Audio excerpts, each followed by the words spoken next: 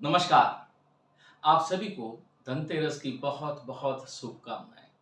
मैंने आज सोचा कि मैं आपको शुभकामनाएं दूं कुछ एक अलग तरीके से, एक वीडियो के माध्यम से।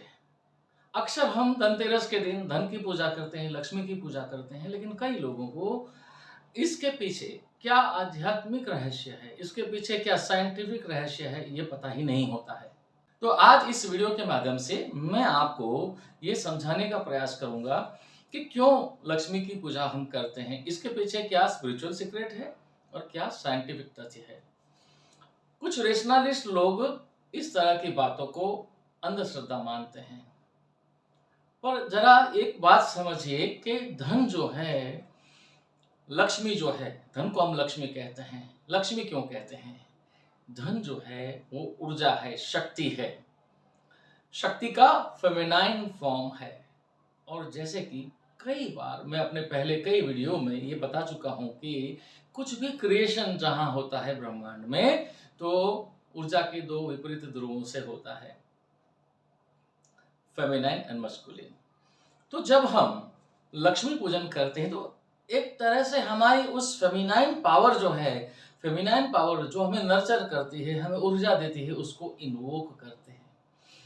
और डॉक्टर ब्रूस लिप्टन, जिन्होंने बहुत सुंदर किताब लिखी है, उनका एक बहुत खूबसूरत, बहुत अच्छा वीडियो भी है, बायोलॉजी ऑफ बिलीफ। अगर आप ये मानते हैं कि लक्ष्मी आपके जीवन में एक ऊर्जा का स्रोत है, आपके जीवन में वो धन आता है और उससे आपका जीवन समृद्ध होता है, इफ यू बिलीव इट, तो ये बिलीफ आपके पूरे शरीर में, आपके जो दिमाग के न्यूरॉन्स हैं, एक ऐसे नए न्यूरल पाथवेज बनाएंगे और उस न्यूरल पाथवेज की वजह से आपका state of body and state of mind ऐसा रहेगा कि आप उससे जो आपको पैसा कमाने के लिए या धन कमाने के लिए जो ऊर्जा की जरूरत है, जो विचारों की जरूरत है, जो आइडियाज की जरूरत है, जिस अपॉर्चुनिटीज की जरूरत है, उस अपॉर्चुनिटीज को आपकी चित्त की शक्ति, आपकी पावर ऑफ कॉन्शियसनेस खींच के आपको जीवन में लाती है। तो पहला तो तर्क यह है कि क्यों पूजा करते हैं।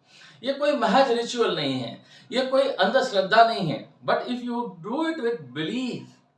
आप इसीलिए देखिए, हमारी जो संस्कृति है, हमारा जो सनातन धर्म है, हमारा जो हिंदू धर्म है, हमारा जो भारत देश है, उसमें जितने भी रिचुअल्स आप देखते हैं ना, वो बिल्कुल महज रिचुअल्स नहीं है, उसके पीछे कुछ ना कुछ बहुत गहन रहस्य छुपा हुआ होता है। यहाँ तक कि आप जो पूजा करते हैं, उस पूजा में भी जो मंत्रोच्चार होता है, जो भी विधियां होती है, वो महज रिचुअल्स नहीं है, अंधश्रद्धा नहीं है। इसकी गहराई में जाएंगे आप तो आपको पता चलेगा कि इसमें बहुत बड़े रहस्य छिपे हुए हैं। खैर, लेकिन आज इस वीडियो में हम सिर्फ बात करेंगे लक्ष्मी की, धनवान बनने की, धन को प्राप्त करने की। तो यहाँ पर एक बात समझिए कि धन को जो प्राप्त करना है, आपको क्या केवल धनवान बनना है? तो जिस दिन आप लक्ष्मी पूजा करते हैं, तो ध्यान रहे कि दरअसल में आप लक्ष्मी की तो पूजा करते ही हैं, लेकिन आपका स्वयं का जो फेमिनाइन फॉर्म है, आपके भीतर ऊर्जा के दो जो ध्रुव है, फेमिनाइन एनर्जी, मस्कुलिन एनर्जी, आप उसकी भी पूजा करते हैं। उतना ही नहीं, लेकिन हमारे परिवार में जो महिलाएं हैं, हमारी बेटी है, बहन है, पत्नी है, हम अक्सर स्त्री को भी ऊर्जा का प्रतीक, शक्ति का प्रतीक, लक्ष्मी का स्वरूप मानते हैं। अगर किसी के घर में बेटी पैदा होती है तो कहते हैं हमारे घर में लक्ष्मी का अवतरण हुआ। बहू को भी लक्ष्मी का स्वरूप माना जाता है। तो महिला को क्यों लक्ष्मी का स्वरूप माना गया है, और ये बिल्कुल सत्य है। तो जब आप लक्ष्मी पूजा करते हो तो न केवल एक माँ लक्ष्मी की जो फोटो है उसका पूजन करते हैं, लेकिन ध्यान रहे आपके परिवार में जो महिलाएं हैं उसके प्रति भी उतना ही आदर रखना चाहिए। अगर आप कितना भी लक्ष्मी पूजन करते हैं लेकिन घर की महिला के प्रति आपका आदर नहीं है, सम्मान नहीं है, तो आप ध्यान रहे कि आपको वास्तव में परिवार में धन का आगमन नहीं होगा। अगर होगा भी तो आपके परिवार में वो बरकत नहीं आएगी।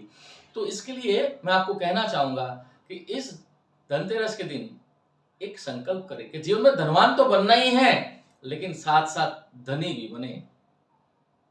धनवान भी बने, धनी भी बने। अगर आप धनवान है पर धनी नहीं है तो उस धन का कोई मतलब नहीं।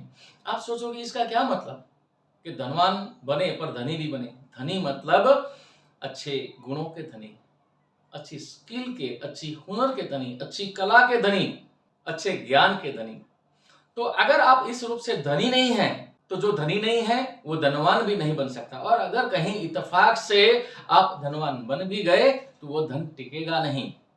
लेकिन अगर मान लीजिए आप धनी भी है और धनवान भी है और किसी वजह से मान लीजिए आपका धन चला गया, तो आपका धनी होना, आपका धनीपन जो है, आपके गुण जो है, आपकी स्किल्स जो है, आपका हुनर जो है, आपका ज्ञान जो है, उससे आप गए हुए धन को भी वापस ला सकते हैं।